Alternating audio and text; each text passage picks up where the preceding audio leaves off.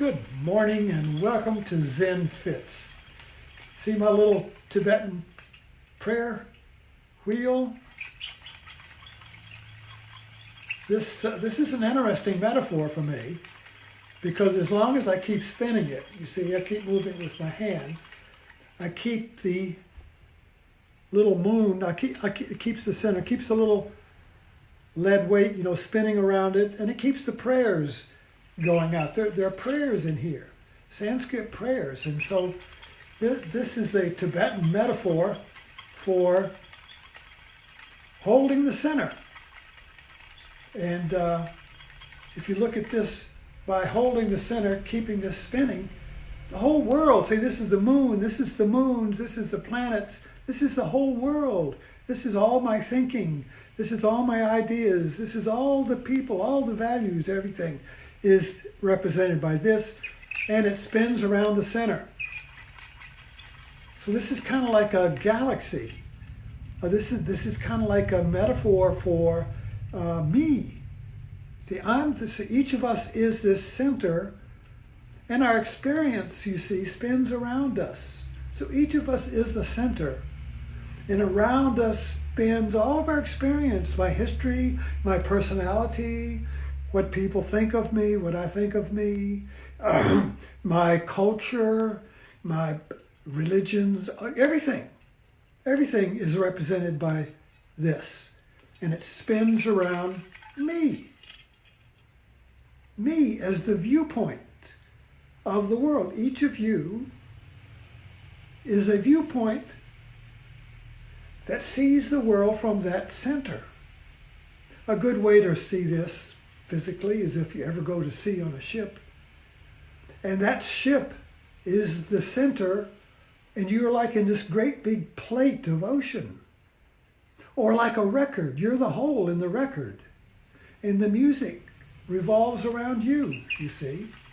So we're all kind of like that hole, that center, around which the world revolves, our personal world. It's a personal world. We don't like an impersonal world. It's all, what about me? What does that mean to me, you see? Everything points to me. Everything is the center. So I got to keep spinning that. I got to keep, you see, this is, if this stops, you see, whoa, that's death. That's the collapse. That's the tsunami. That's the end of the world. That's the rapture. That's Armageddon when this happens, you see. That's the end of time. So I got to keep spinning. I got to keep spinning, and I got to keep the world revolving around me. Around me, you see, or else, oh no, the end of the world is worse than death. When the world stops, when I stop spinning, that's worse than death, you see. It's like oblivion. It's like not existing. I mean, it's incomprehensible. It's terrifying. It's an existential crisis when the prayer wheel stops spinning, you see. So we're kind of like I'm trying to get a little metaphorical feel here for what it means to be the center and why the center is important, vital, imperative. There must be a me, you see. That's why death is the big fear, because death is the end of me. What we can't imagine. What will I be after death, you see? Where will my me be? I can't imagine the end of me. So I create after death. So I'll be me will be in heaven, or me will be reincarnated, or me will be in hell. Even that's better than no me. See? So there has to be so this center is vital, you see. But you see, the problem is, if you look at a record, the center is a hole. If you look at a wheel, the center is empty. If you look at a donut, the center is empty. There's nothing there. So if you look inside yourself, you can't find yourself. You can't find this me. You can't find this. You can't find the stick. You see, you can't find this. You look. It's not there. You're kind of like a thought, a me revolving around, trying to find me. Me can't find me. So what do? And there has to be a center. So we find a stable center outside of ourselves and orbit around that. See? So here's me. And if I can't find the center of me, yet there must be a me, what do? Well, I find a great big me out there in the external world, and I orbit around that. And it might be a most obvious of these galaxies. You could call it a galaxy with a star and all the planets revolving around it. Well, a cult is a good example of that. A cult it has a cult leader here, and then you have all the people orbiting around, and as long as that leader keeps spinning, you see, we all feel orientated towards a stable center. So we have to protect that center because it's me.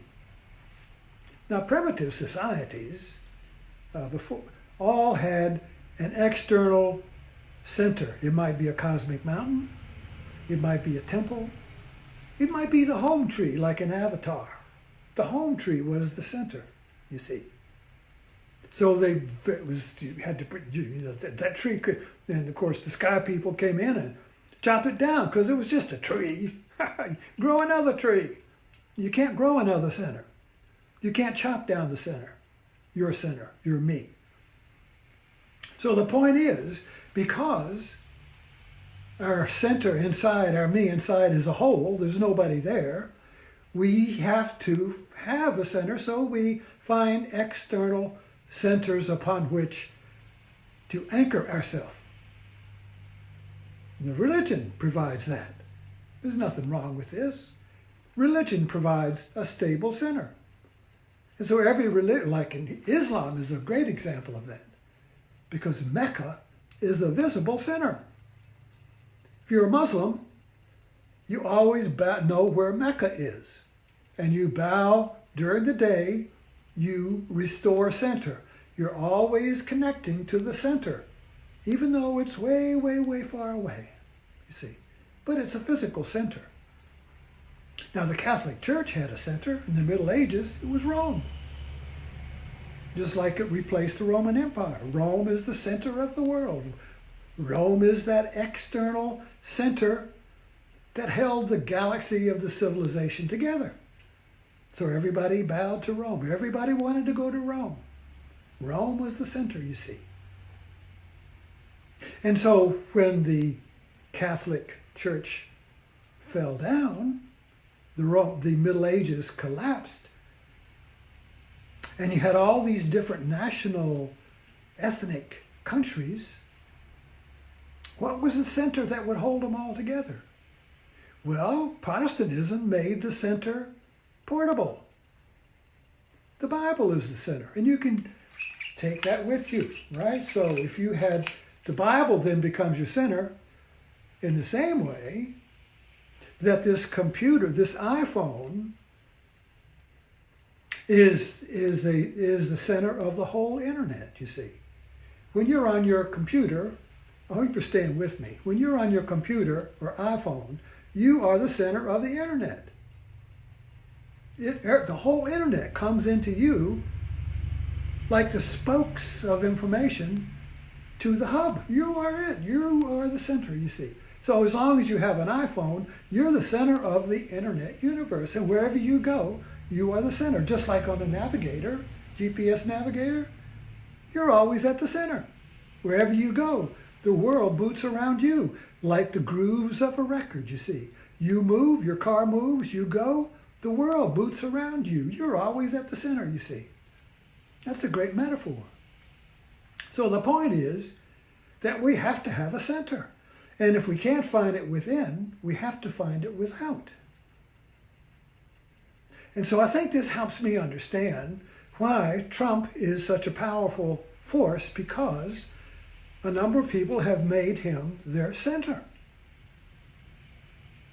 And I've just been in a conversation with some Christian friends, and this comes out in that for the Christian, God is the center, and Jesus is his emissary. But God is the center, and God is found in the Bible. So the Bible and God are the center. And all information, all the meaning of everything refers to that center. So it stabilizes the world. It stabilizes it, makes it certain, gives you a reference point. The problem with liberalism and the modern scientific world is that there is no center. It's all stuff. It's all it's. It's all matter. It's all just like marbles bumping into each other. There's no center. So this is why there is a religious revolt, and this is why there's a Trump revolt, because those who fear loss of center, which is fear of death, fear of loss of me, fear of death, fear of extinction, and change threatens me, you see.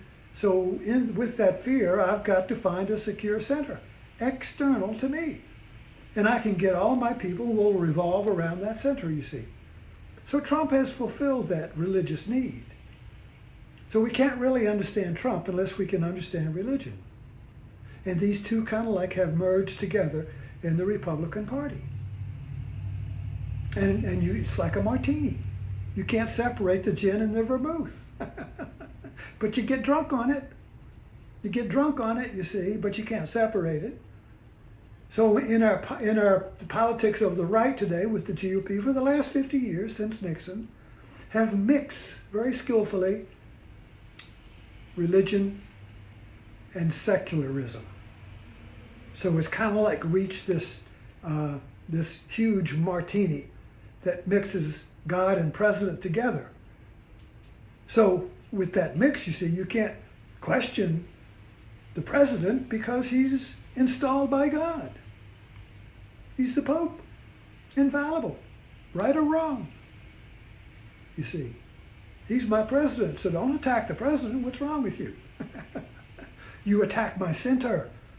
You attack me. You threaten me with death and oblivion. The abyss, you see. So the more Trump is attacked, the more the wheel spins.